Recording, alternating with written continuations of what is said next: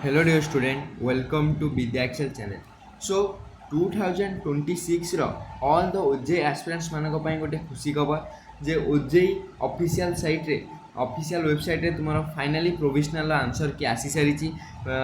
ପ୍ରକୃତରେ ଥିଲା ପୂର୍ବରୁ ଆସିବାର କିନ୍ତୁ ତାର ଡେଟ୍ ଏକ୍ସଟେଣ୍ଡ ହେଇକିନା ତୁମର 2026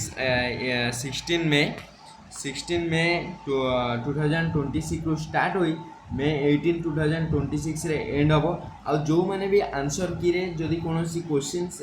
आंसर मान किसी त्रुटि रहा तेरे तुम मैंने चैलेंज कर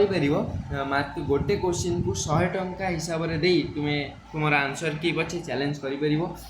जो डेट टी अच्छी डेटा हूँ limited time May 16 to May 18 2026 it is very important to challenging the questions of OJEE aspirants मानक फाइनली तुम आंसर मानकर तुम आंसर चेक कर रिजल्ट्स मैंने मेसेज कर आमको इनफॉरमेशन दब ता फल आम मैंने तुम कहूँ जे कौ कॉलेज हो पार कि हो पार ना। Thank you for watching this video.